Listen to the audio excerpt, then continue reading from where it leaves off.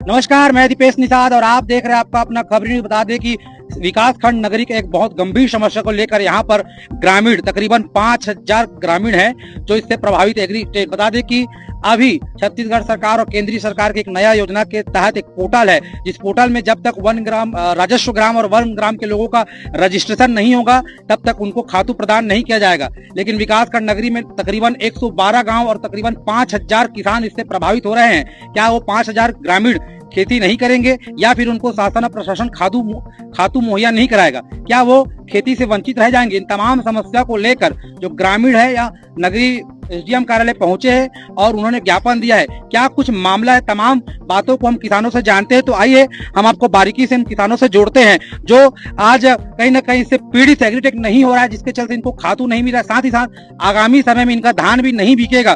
तो क्या ये खेती करना बंद कर देंगे? किसान हित में निर्णय लेने वाला सरकार कैसे एक पक्ष को देखकर राजस्व ग्राम का जो है एग्रीटेक हो रहा है, उनको खातू उपलब्ध हो रहा है, लेकिन वन ग्राम आदिवासी विकास खंड है, यहाँ वनों में लोग निवासरत है और उनको इससे वंचित किया जा रहा है। तो क्या ये किसान 5,000 किसान जो है खेती से वंचित हो जाएंगे? इस ओर क्या कुछ शासन और प्रशासन का पहल होगा? इन तमाम चीजों को जानने के लिए हमारे साथ पहले किसान जुड़े, अपनी बातों को रखेंगे विस्तार से। जी, हम लोग अभी यहाँ रकबा नक्शा खसरा रकबा सुधार के लिए वो त्रुटि हुआ है उसको सुधारें, उसके बाद हम एग्री स्टेक होएगा। हम लोगों को अभी खातू नहीं मिल रहा है। वजह क्या बोलते हैं? एग्री स्टेक कराओ उसके बाद खातू मिलेगा बोल रहे हैं। राजस्व ग्राम में हो रहा है, वन ग्राम में नहीं हो रहा है। वन ग्राम में नहीं हो रहा है।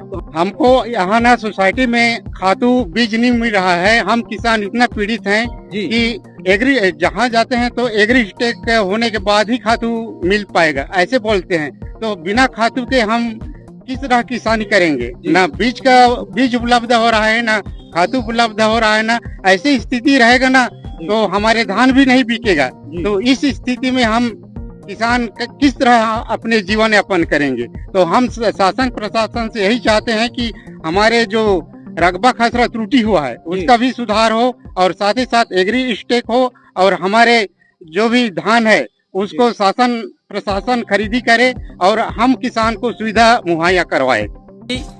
किसान मन ला खाद के नाम से बहुत ज्यादा धांधली के समस्या से जूझल पड़ा थे।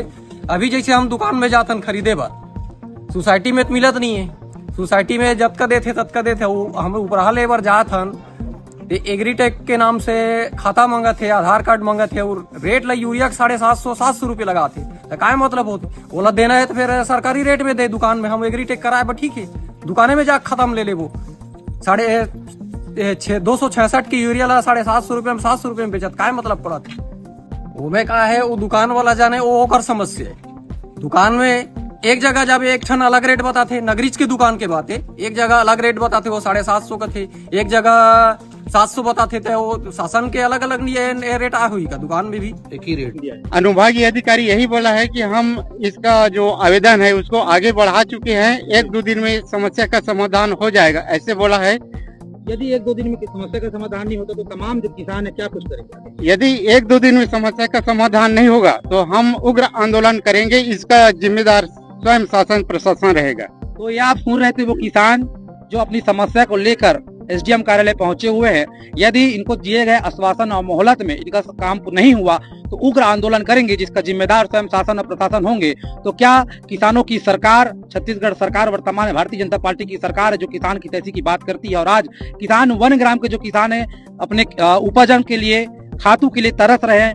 क्या ये प्रशासनिक त्रुटि है या फिर पोर्टल में जानबूझकर वन ग्राम को वंचित किया गया है? ये तमाम विषय को जानने के लिए हमारे साथ बने रहिए। आइए एसडीएम से जानते हैं इस विषय को लेकर वो क्या कुछ कहती है। वन ग्राम से जो राजस्व ग्राम हुए ऐसे जो 5-6 ग्राम है वहाँ की लोगों के साथ ये समस्या आ रही है कि उनका जो खतरा एग्री स्टैक पंजीयन नहीं हो पा रहा है, क्योंकि वो पुराने खतरे नंबर के हिसाब से करने की वजह से अभी नया खतरा नंबर उनका अपडेट नहीं हो पाया है, जिसके चलते उनको दूसरी समस्याएं जो उत्पन्न हो रही है एग्री स्टैक पंजीयन नहीं हो पाने की वजह से उनमें ऐसा पैनिक की सिचुएशन आ रही है कि आगे उनको फिर से धान खरीदी के समय समस्या आ सकती है। तो इस संबंध में हमने ये प्रक्रिया 1 हफ्ते पहले ही हम लोगों को ये पटवारियों के माध्यम से हम लोगों ने बैठक लेकर जब पता किया तो ये समस्या हमारे सामने आ गई थी। इसके संबंध में हम लोगों ने पत्राचार किया हुआ है और ऊपर से ऐसी 2-4 और समस्याएं थी, जैसे डुबान के कृषक हैं, उनका भी पंजीयन होने में समस्या आ रही थी, जो कि अभी 2 दिन पहले ही रिजॉल्व हुआ है। तो आने वाले 1-2 दिन में ये समस्या भी रिजॉल्व हो जाएगी, ऐसा उनको कराया गया है, जिससे वो आश्वस्त होकर गए हैं।